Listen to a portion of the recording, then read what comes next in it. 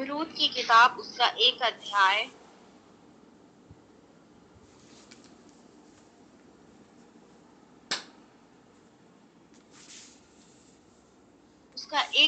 से लेकर 16-17 पद को पढ़ेंगे। रूत की किताब उसका 1 अध्याय उसका 16-17 पद।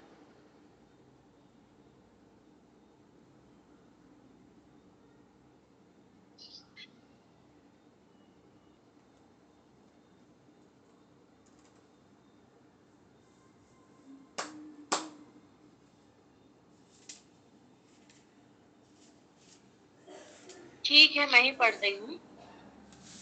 रूत बोली, तू मुझसे यहाँ जाऊंगी, जहाँ तू टिके वहां मैं भी टिकूंगी।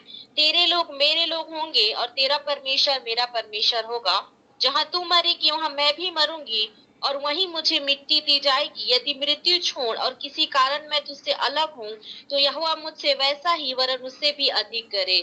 Praise the Lord. यहाँ पे एक वचन है।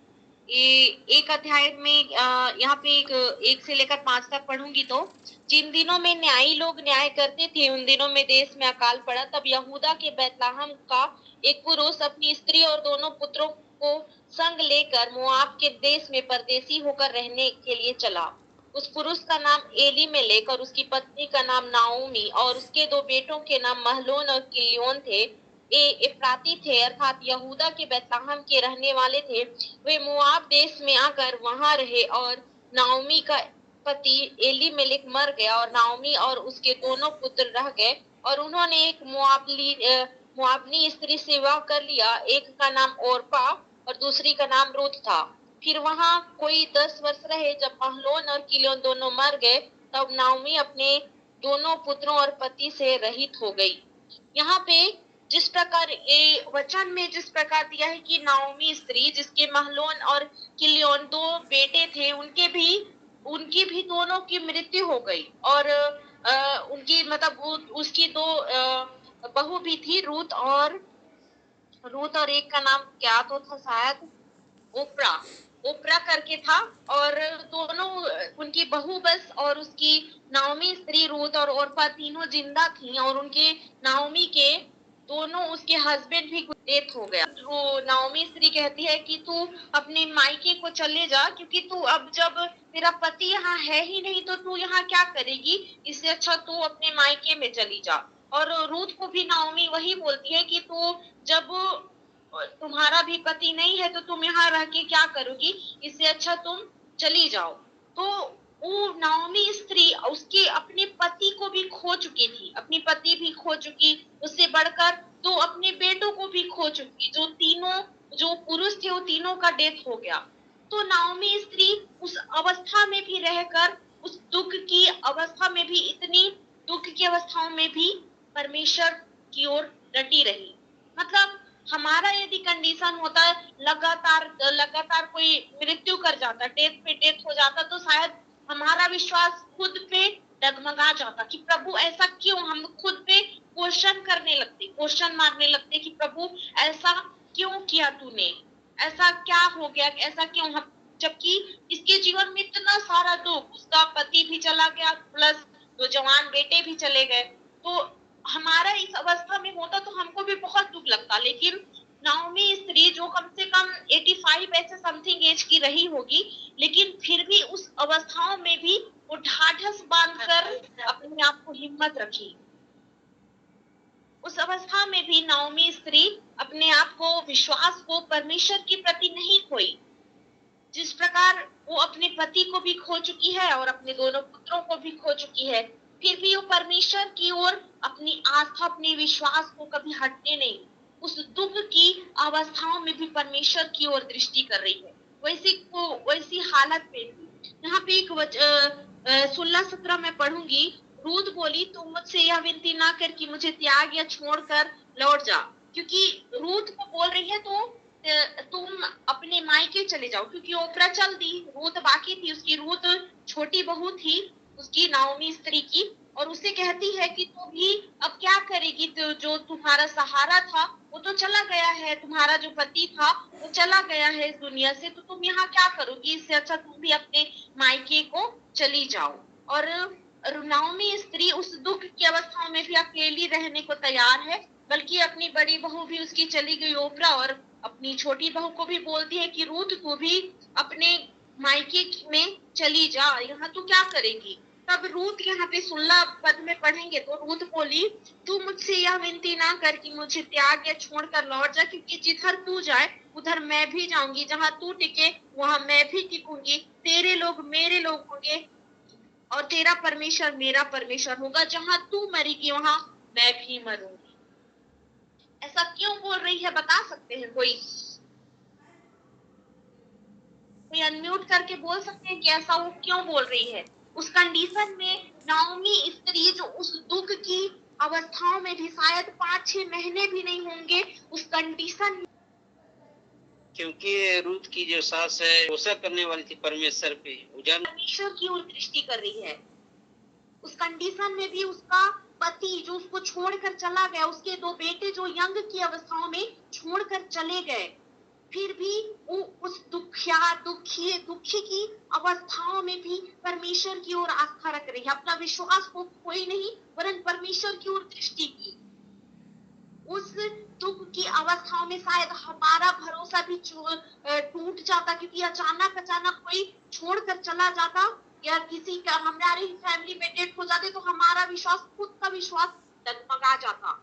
अरे इतने यंग थे, प्रभु तेरे सम्मुख बैठने वाले थे, तो कंटिन्यू प्रार्थना करने वाले थे, तो प्रभु तू कैसे इनको ले जा सकता है?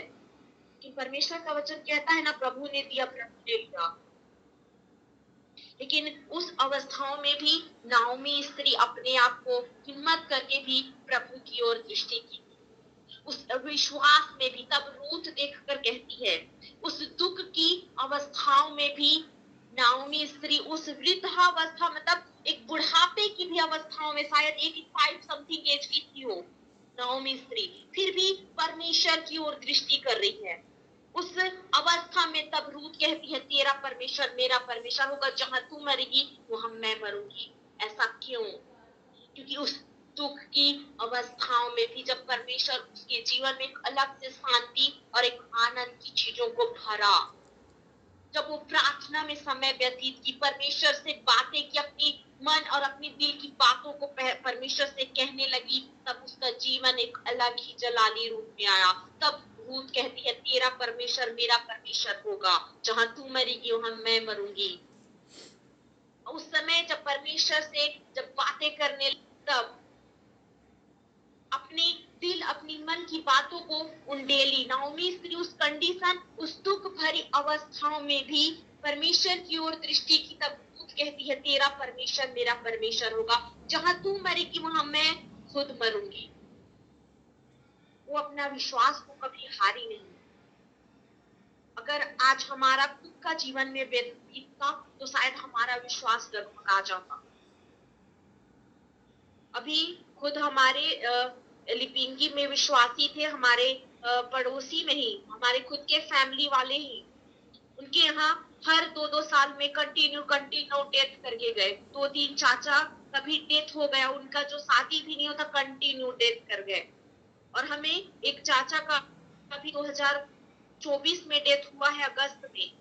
हम लोग को 3 बजे जब बुलाया गया प्रार्थना करने के लिए, तो मैं खुद वहां पे थी, जब हाथ पकड़ के प्रार्थना कर रही थी कि अब भी उठेंगे अब भी उठेंगे। वो समथिंग 12 बजे के अंतराल में उनका डेथ हो गया, शायद हार्ट अटैक, किसी को कुछ पता नहीं चला। और बगल में सोई हुई उनकी वाइफ तक को पता नहीं चला कि मेरे हस्बैंड कैसे चले गए। वो ऐसा कुछ भी नहीं बोले, बस एक सप्ताह से एक ही प्रार्थना किए कि प्रभु मैं जैसा भी जाऊं बस खाते पीते चला जाऊं, मुझे कोई तकलीफ मत हो। और उस अवस्था में चले गए, लेकिन उनकी पूरी फैमिली आज पीछे हट गई। उनके पति के जाने के बाद वो फिर से अपने संसार की अवस्थाओं में लौट गए। प्रभु ने एक अद्भुत छुटकारा उनके पूरे घराने को दिया था, लेकिन से ही बोल रही थी कि अब मैं नहीं रह सकती हूँ, इसमें नहीं रह सकती हूँ। और उनका जुबान भी वही काम कर गया, शैतान उस चीज को पकड़ लिया और वो आज संसार की अवस्थाओं में चली गई, वापस लौट गए। लेकिन नाओमी स्त्री उस कंडीशन में भी 3-3 लोग की मृत्यु होते भी अपने विश्वास को कभी खोई नहीं, अपने विश्वास को मजबूत बनाकर रखी और प्रभु से समय व्यतीत कर रही। तब रूथ देखकर कहती है, तेरा परमेश्वर मेरा परमेश्वर होगा, तेरे लोग मेरे लोग होंगे। हमारा भी जीवन इस प्रकार हो ताकि लोग कहने पाए, तेरा परमेश्वर हमारा परमेश्वर होगा। हमारे स्वभाव, हमारे चाल चलन को वास्तव में देखने पाए कि सचमुच इनके जीवन में एक परमेश्वर की उपस्थिति है। हमारा सिर्फ संगति करना, प्रार्थना करना या अन्य भाषा में ही आराधना करना ऐसा ना हो। हमारा जीवन व्यर्थ न जाए, वरन कई एक लोग हमारे जीवन को झांक कर, हमारे जीवन को देखकर कहने पाए कि सचमुच तेरा परमेश्वर मेरा परमेश्वर होगा। कई एक लोग जो प्रभु को नहीं भी जानते हैं, वो लोग हमारे जीवन को देखने पाए कि तेरा परमेश्वर मेरा परमेश्वर होगा। हमारे जीवन को, जब मूसा के भी जीवन से, जब मूसा 40 दिन और 40 रात जब परमेश्वर के सामने आमने सामने बैठा, तब इजरायली जब वहां से उतरा, तब इजरायली लोग उसके जीवन से, मूसा के जीवन से एक जलाल को देखे, तब परमेश्वर का भय मानने लगे।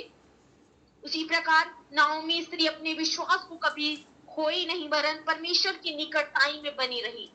तब रूथ कहती है, तेरा परमेश्वर मेरा परमेश्वर होगा। आज हमारे स्वभाव, हमारे हर एक चाल चलन को अटिकता में बदलते हुए प्रभु के सम्मुख हमारे खुद को, जीवन को जांचने के लिए हम खुद अपने जीवन को तैयार करें, ताकि लोग कहने पाए कि तेरा परमेश्वर मेरा परमेश्वर होगा।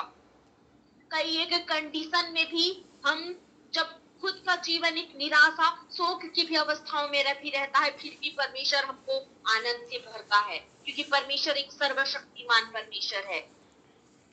वो कभी हमको हारने नहीं देता है। हमारे जीवन को जब लोग देखने, जिस प्रकार प्रभु यीशु का स्वभाव था, तुम्हारा भी स्वभाव होने पाए। लेकिन बेचारी नाओमी स्त्री अपने पूरे फैमिली को खोने के बावजूद भी, उसकी बड़ी बहू भी उसको अपने मायके भेज दी। रूथ ऐसी स्त्री थी जो उसके संग साथ खड़ी रही, अपनी सास को छोड़ी नहीं, क्योंकि उसके जीवन से एक परमेश्वर की उपस्थिति को देखी उसने। तब कहा, तेरा परमेश्वर मेरा परमेश्वर होगा, तू जहां मरेगी वहां मैं भी मरूंगी। उसने उसके स्वभाव, सचमुच परमेश्वर की उपस्थिति को देखते हुए कहा, तेरा परमेश्वर मेरा परमेश्वर होगा। आज हम अपने आप को जांचे, प्रतिदिन जांचे कि हमारा जीवन प्रभु में किस प्रकार बढ़ रहा है। डेली संगति करना, हमारा आराधना करना नहीं, वरन हमारे जीवन से सचमुच परमेश्वर की उपस्थिति झलकनी पाए।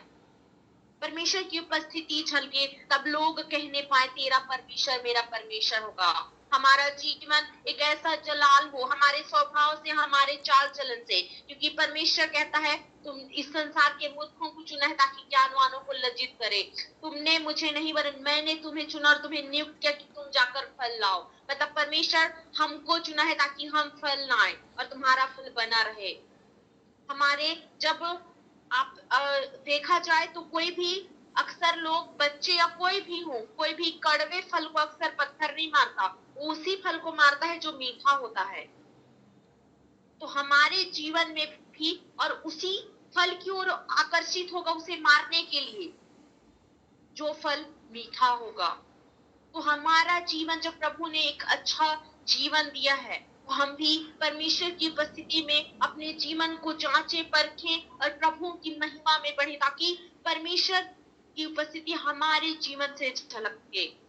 हमारा जीवन ऐसा बने जो कई एक निराशा में, हताश की भी अवस्थाओं में रहते हैं, तो हमारे जीवन से देखकर लोग एक बड़ी आशा को पाएं, एक बड़ी शांति को पाएं। हमारा जीवन ऐसा हो, प्रभु में बढ़े। जिस प्रकार नाओमी स्त्री एक दुख की अवस्थाओं में भी, आज के डेट में कोई भी ऐसी, हमारे विश्वासी भी होंगे, कितने सारे परमेश्वर में भी विश्वास होंगे, कई बार हमारा खुद का विश्वास टूट जाता है।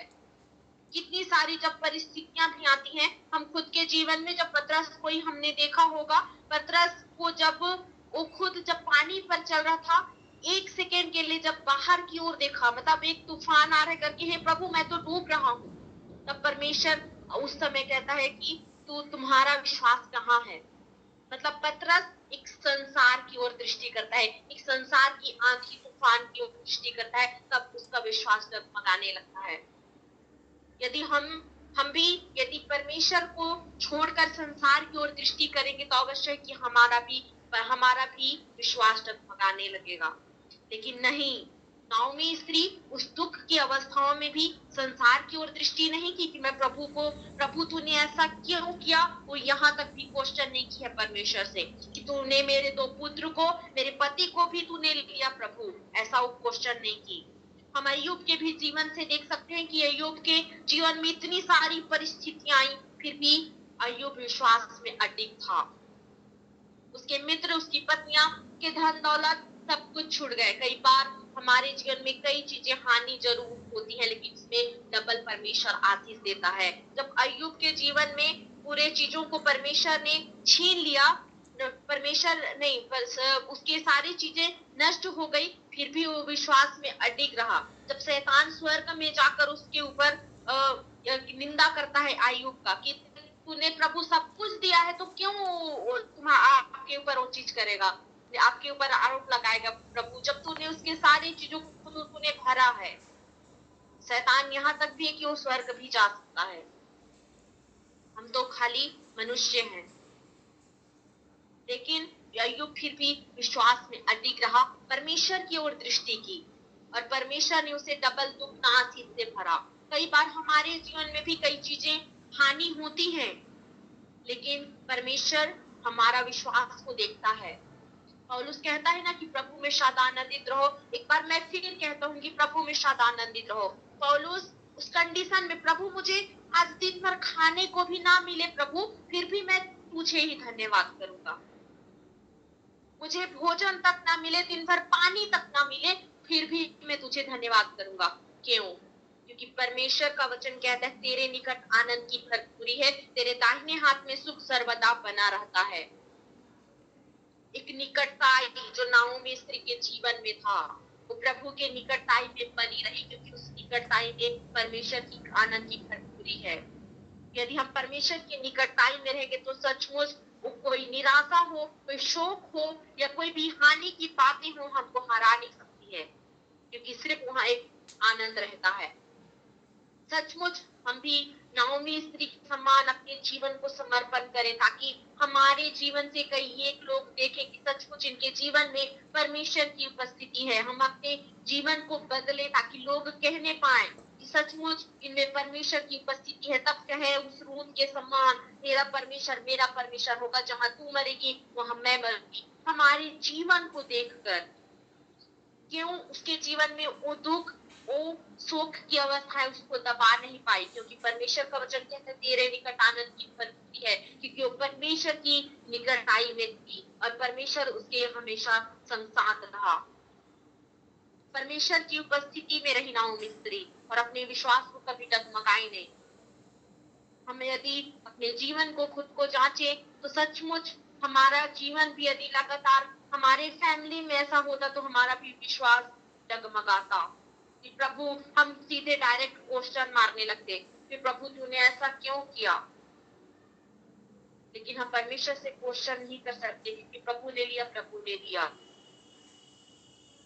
लेकिन उस नाओमी स्त्री ने उस परिस्थिति साथ रही, अपने विश्वास को बरकरार रखी, परमेश्वर पर बनी रही, क्योंकि वह जानती है कि जहां भी गए हैं वो एक अच्छे स्थान पर गए हैं। हमारा भी जीवन उस नाओमी स्त्री के समान हो, परमेश्वर की निकटताई में एक हमारा भी जीवन एक परमेश्वर की उपस्थिति से भरा हो, हमारा हर एक चीज, ताकि लोग कहने पाए कि तेरा परमेश्वर मेरा परमेश्वर होगा। हमारे हर एक चाल चलन को, हमारे जीवन को देख कर कहने पाए, हम इस काबिल ऐसे बनाए ताकि लोग सचमुच कहे कि तेरा परमेश्वर मेरा परमेश्वर हो। एक आकर्षण का जीवन, हमारा चाल चलन, हमारे हर एक चीजों को देखकर सचमुच लोग कहने पाए कि सचमुच इनमें परमेश्वर की उपस्थिति है। इनका जीवन ही कुछ अलग है। लोग बातें करेंगे कि इनका जीवन ही कुछ अलग है। जब परमेश्वर की उपस्थिति रहेगी तो हम अपने जीवन को जांचे कि आज हम परमेश्वर में किस प्रकार बढ़ रहे हैं। हमारे हर एक स्वभाव, हमारे चाल चलन को, हर एक चीजों को देखें ताकि लोग कहें कि तेरा परमेश्वर मेरा परमेश्वर है। हम अपने जीवन को जांचें। इस वचनों के द्वारा आप सभी को आशीष मिले, आप सभी को जय मसीह।